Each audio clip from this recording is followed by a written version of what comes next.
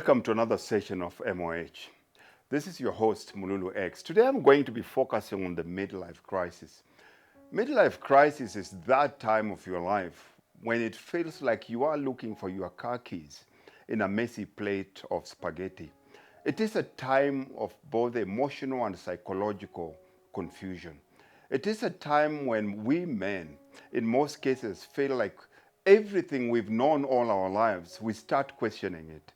It's time when you start doubting the reason for you being alive. It is that time when you start doubting your career. It is that time when you start asking yourself the fundamental questions of life. Why am I here? Who am I? Where am I going? What am I good for? What are my strengths? These are the times when you even start doubting your own family and your own kids. And this is the time when most of us think that either buying a new sports car or going out with a young female will be a solution to your problems. Midlife crisis is not a joke because most people and most men, unfortunately, most men between the ages of 40 to 60 don't have a band of brothers. So most of them, they always live in quiet desperation. They're doubting everything. They're in a total mental depressed state. They are in a state where they get no satisfaction from their work. They get no satisfaction from their partners. They question and doubt everything that they've known for their entire life. Now, let me try and talk you through how I solve my own problems and how I go through this phase. Now, this becomes the human life, and I'll use this as my own life. Now, we've got 2 points that are fixed. The first one here is the grave. And then here is the cradle.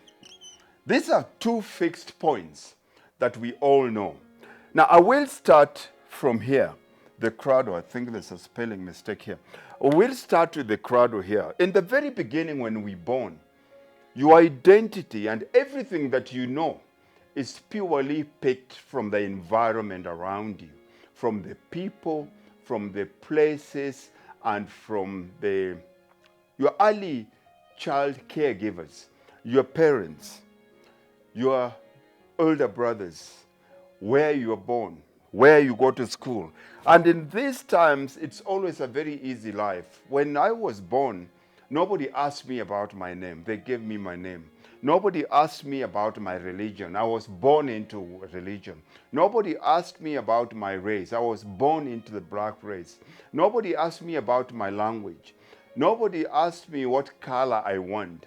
Nobody asked me what is this color. They just told me it's blue. They told me it's red. And as we start growing up, unfortunately, we have very limited knowledge of the environment we're coming in. And it's important for these people that brought us into this world, they start giving our lives meaning by giving us this thing. But in most cases, this is always a very small world. And it's easier to be comfortable in a small world because you know everybody, you know everything, you don't want much, and you're bigger than your environment. And then we move here where we get into school environment. As we are born here, we are born with a small little rucksack. Now this rucksack is empty.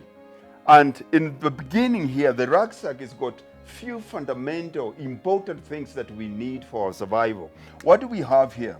We need, as a child, you need food, you need sleep, you need food, sleep, and of course shit. This is what kids do. They eat, they sleep, they shit, they repeat. They eat, they sleep.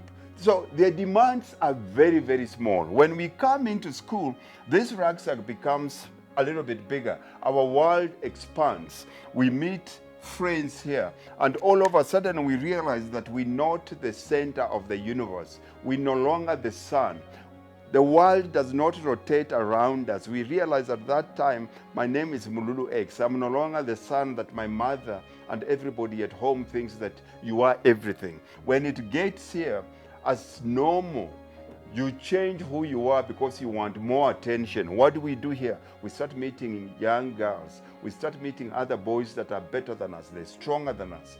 They're clever than us. They're more athletic. They do all those. And now in this rucksack, we add on other things because now we're starting to grow, which is okay.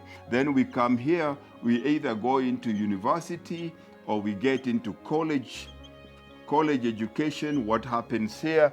Also, our world expands. When it comes to this environment here, you meet a girl. If you, as a boy, you meet a girl, it's boy meet girl.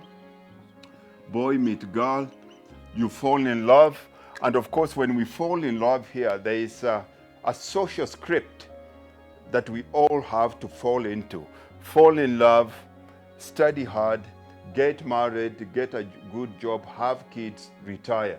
This is a script. Now, when it gets to this, we didn't subscribe to that script. This script was there for us and we forced to get into that script. Now, our demands here have changed. It's bigger, our demands are bigger. And as we grow older, you can see now, demands is exceeding capacity. When it comes to this now, for us to be able to fulfill that life, because if you get married, you have a university degree, there are specific lifestyles that you have to live. You have to drive a certain car that your peers drive. If you drive that car, you can only live in a certain suburb. If you live in a certain suburb, it means your kids have to go to a specific school. If your kids go to a specific school, it means you guys have to go on holiday somewhere, and that holiday somewhere is not here. You have to have money either to go overseas. If you get into that, then it means all of a sudden you need to have a holiday home. Now you can see how your world is expanding.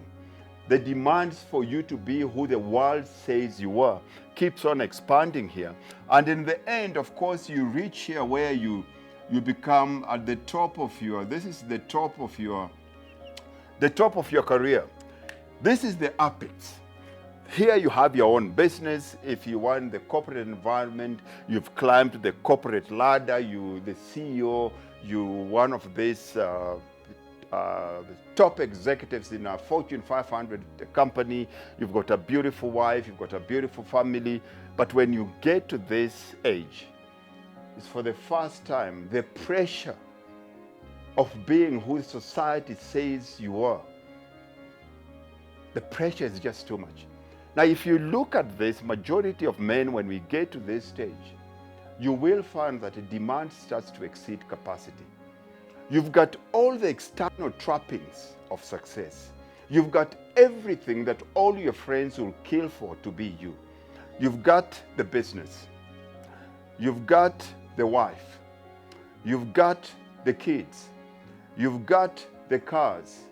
You've got the holiday homes. When people look at your life from outside, everybody wants to be you.